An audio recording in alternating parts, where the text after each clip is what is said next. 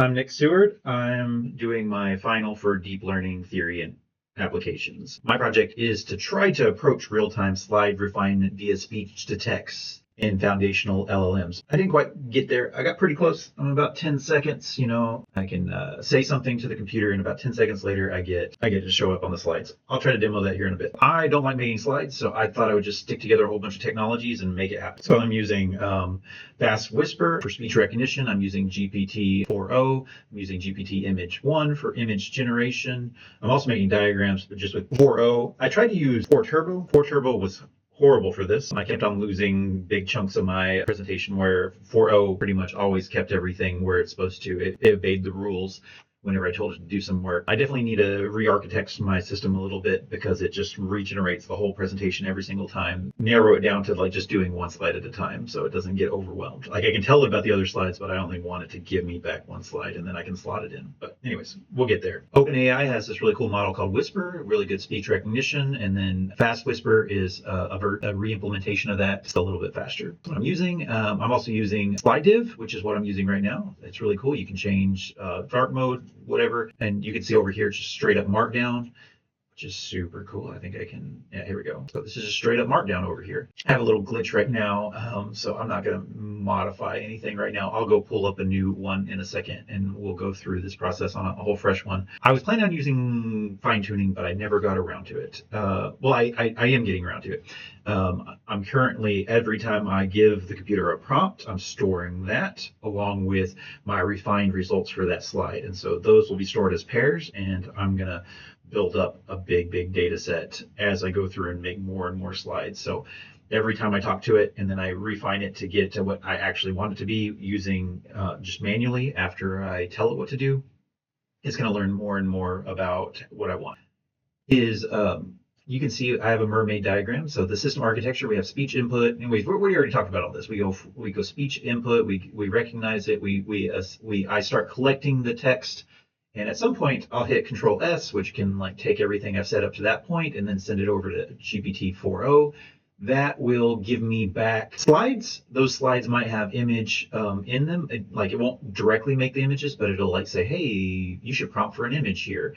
So I will then prompt for the images and I will get that back, and then I'll write everything to the slides, put the images in the right place, and then we can render it, and then we can just do this again. A prompt will look something like this. On Squirrel Family Tree slide, add a scientific family tree using mermaid.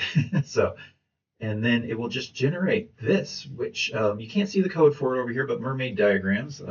Let's see, the last slide had a mermaid diagram. So mermaid, you just say, hey, we have a graph going left to right or top to bottom. What nodes are connected to what nodes, and it's pretty easy to modify after you make it. And it's also, impervious to dark and light mode, which is really good. So I use those a lot now. Benchmarking. I want to see how good it did.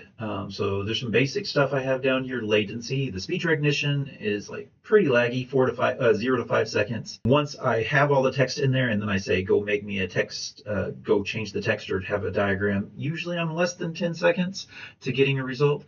And then if I ask it to make an image, depending on how complex it is, I can go from 30 to 90 seconds. After all of that, I can make a slide in 2.5 minutes on average. That's how fast I benchmark myself. So we'll go look at that data here in a second. The task I set for myself just to kind of see how good my pipeline was. And it's not very good. It's a prototype pipeline right now.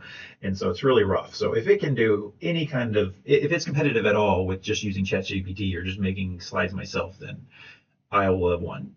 Spoiler alert, I won.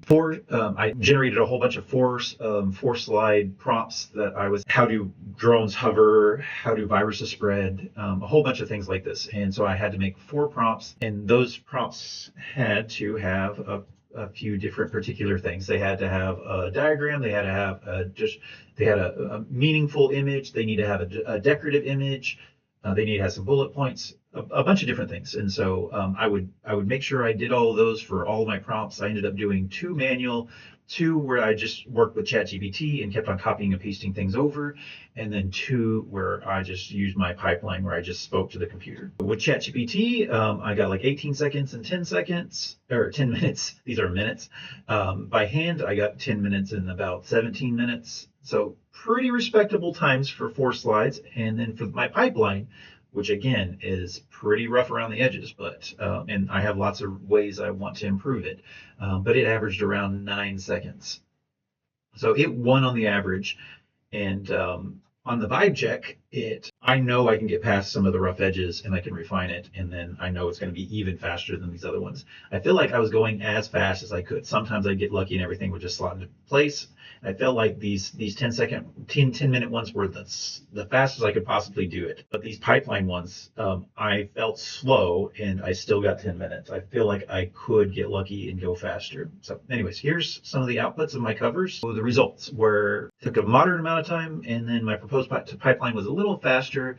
And I think it's going to be scalable and good for editing right in place. We don't have to do all the copy and pasting and the manual formatting and remembering what things are. We can just tell it what we want. So obviously this is objective, but I'm the one using it. I'm happy, right? The pipeline did better. I definitely have lots of ideas to get latency down.